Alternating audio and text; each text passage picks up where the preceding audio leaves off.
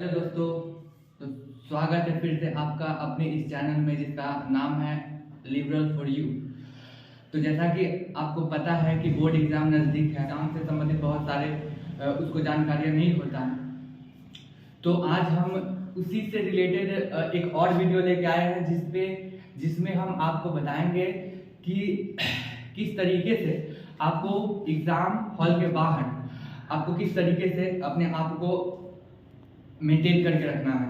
इससे पहले वाली वीडियो में हमने बताया था कि एग्ज़ाम हॉल में आपको किस तरीके से अपने आप को प्रस्तुत करना है, एग्ज़ाम हॉल में आपको किस तरीके से बिहेव करना है क्वेश्चन को देखकर और किस तरीके से उत्तर लिखना है। अब हम आपको उससे भी इम्पोर्टेंट चीज़ बताएंगे कि एग्ज़ाम हॉल के बाहर आपको किस तरीके से अपने आप को शांत रखना है। और ऐसे 5 पॉइंट मैं बताऊंगा जिसके वजह से आपको एग्ज़ाम हॉल के बाहर 5 ऐसी बातें जो आपको याद रखना है या उस पर आपको ध्यान रखना है, क्योंकि ये 5 पॉइंट बहुत ही महत्वपूर्ण पॉइंट है और आपको ये बहुत हेल्प करेगा।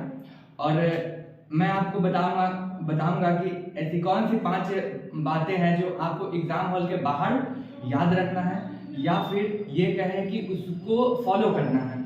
अगर आप इस 5 पॉइंट को फॉलो करते हैं तो आपका एग्ज़ाम अच्छे से जा सकता है। अगर आप इस बात को फॉलो नहीं करते तो हो सकता है कि आपके इस बिहेव से आपका एग्ज़ाम प्रभावित हो। तो ऐसे 5 पॉइंट है जो बहुत ही इंपॉर्टेंट है एग्ज़ाम हॉल के बाहर, क्योंकि आप एग्ज़ाम हॉल पे जाइएगा तो हर तरीके का आपको नज़ारा वहाँ पे देखने को मिलेगा। तो उसके प्रति आपको किस तरीके से रिएक्शन देना है ये बहुत इंपॉर्टेंट है। अगर आप शुरू करते हैं वो 5 बातें जो आपको एग्ज़ाम हॉल से बाहर आपको याद रखना है। सबसे पहला नंबर ये है कि आपको शांत रहना है। एग्ज़ाम हॉल के बाहर आपको अपने आप को एकदम शांत रखना है, एकदम नॉर्मल बिहेव करना है और एकदम नॉर्मल बिहेव करना है आपको, ताकि आप एग्ज़ाम हॉल में जाएं तो इसका आपको बेनिफिट हो। क्योंकि आप के पास जो भी ऊर्जा है उस सारे ऊर्जा का प्रयोग आप अपने प्रश्न पे इस्तेमाल कीजिएगा और उस ऊर्जा का प्रयोग अच्छे उत्तर लिखने में और अच्छे से प्रॉब्लम को सॉल्व करने में कीजिएगा, तो वो आपके लिए ज़्यादा बेनिफिशियल होगा। तो सबसे पहला बात क्या है, अपने आप को शांत रखना है, एकदम नॉर्मल बिहेव करना है और अपने आप को एकदम शांत रखना है, ताकि ये आपको एग्ज़ाम हॉल में मदद करेगा। एग्ज़ाम हॉल से बाहर अगर आप शांत रहते हैं, एकदम नॉर्मली बिहेव करते हैं, तो ये चीज़ आपको एग्ज़ाम हॉल में मदद करेगा। दूसरा ये है कि अपने अध्ययन पर आपको विश्वास रखना है। जी हाँ, फिर से मैं ये बता दूं कि आपने जो भी तैयारी किया है पहले उस पर आपको विश्वास रखना पड़ेगा कि नहीं, हमने जो पढ़ा है वो एकदम सही दिशा में मैंने तैयारी किया है और हमसे जो भी प्रश्न पूछेगा उस पर हम अच्छा से एक सही उत्तर लिख सकते हैं।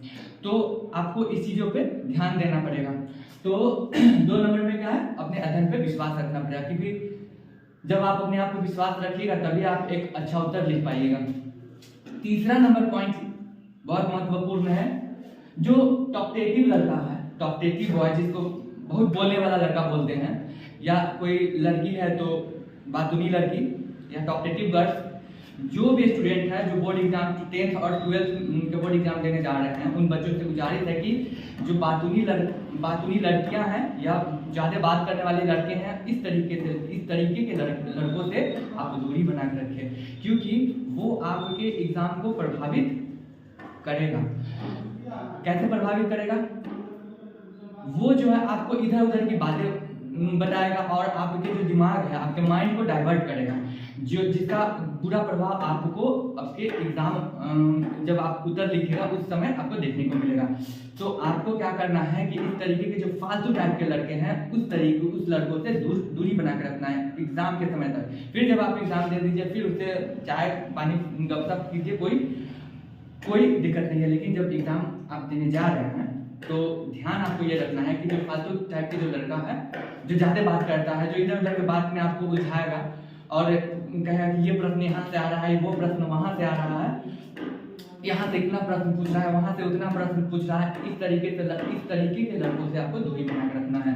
तो ये तीसरा नंबर पॉइंट हो गया। अब हम चौथे नंबर पॉइंट पे आते हैं। ये भी बहुत महत्वपूर्ण बातें हैं, ठीक है। तो कम बोलना है और काम की बातें बोलना है।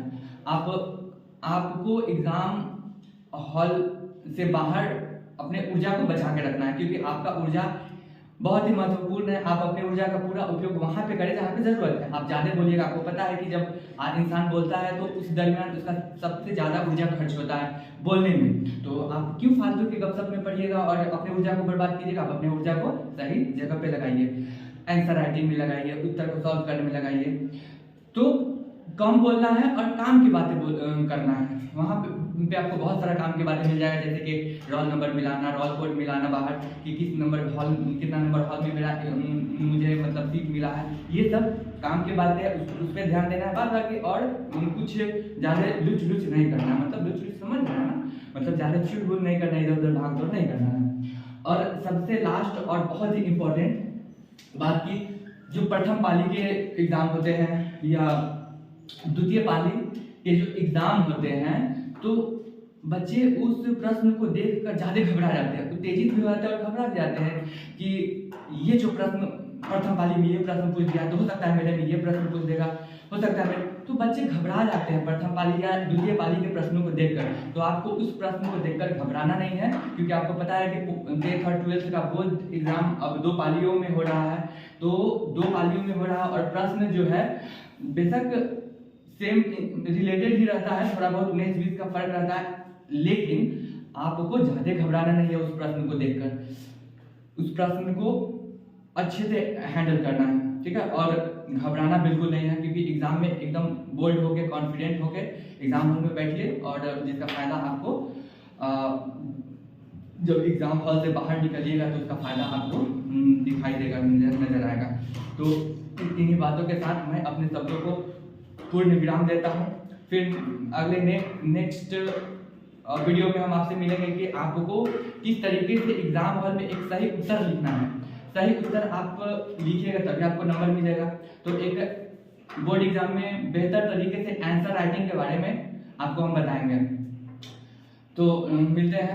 और अगर आपको ये वीडियो अच्छा लगा तो हमारे channel L4U liberal for you YouTube channel है, उसको लाइक करें, सब्सक्राइब करें, शेयर करें।